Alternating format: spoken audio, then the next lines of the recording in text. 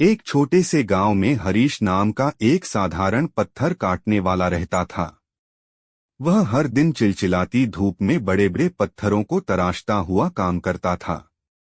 अपनी कड़ी मेहनत के बावजूद वह अक्सर असंतुष्ट महसूस करता था और अधिक सार्थक जीवन की कामना करता था। एक दिन काम करते समय हरीश ने एक अमीर व्यापारी को पास से गुजरते हुए देखा, जो बढ़िया कपड़े पहने हुए था और एक आलीशान गाड़ी पर सवार था।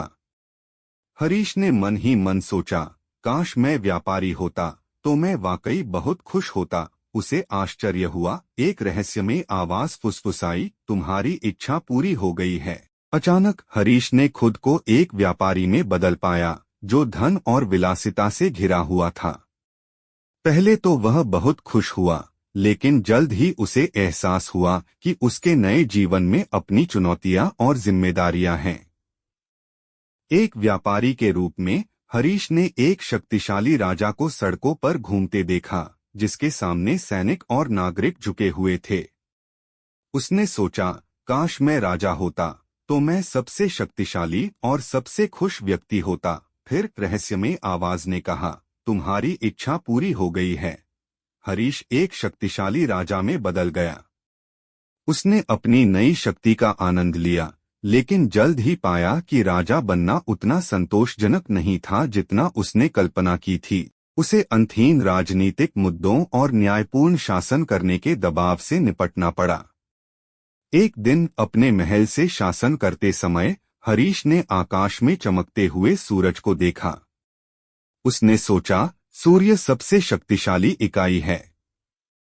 अगर मैं सूर्य होता तो मैं वास्तव में खुश होता। रहस्यमय आवाज ने एक बार फिर उसकी इच्छा पूरी की और हरीश सूरज बन गया।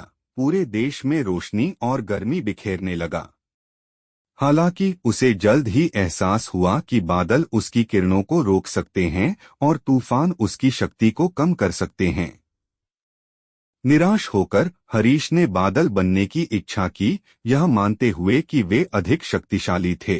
बादलों के रूप में वह बारिश को नियंत्रित कर सकता था और सूरज को रोक सकता था, लेकिन फिर उसने देखा कि हवा उसे उड़ा सकती है। वह हवा बनना चाहता था। उसे लगा कि यह सबसे शक्तिशाली शक्ति है। हवा के रूप में वह स्वतंत्र रूप से और बलपूर्वक आगे बढ़ा, लेकिन फिर उसे एक विशाल चट्टान का सामना करना पड़ा जिसे वह हिला नहीं सकता था। हरीश को एहसास हुआ कि चट्टान हवा से अधिक शक्तिशाली थी और उसने चट्टान बनने की इच्छा की।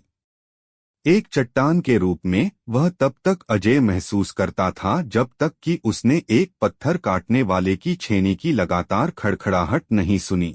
तब उसे समझ में आया कि पत्थर काटने वाला अपने धैर्य और दृढ़ता के साथ सबसे शक्तिशाली चट्टान को भी आकार दे सकता है।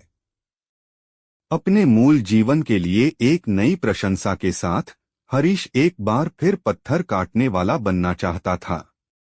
रहस्यमय आवाज ने उसकी अंतिम इच्छा पूरी की और वह खुद को अपने काम पर वापस पाया, लेकिन अब एक गहरी संतुष्टि की भावना के साथ।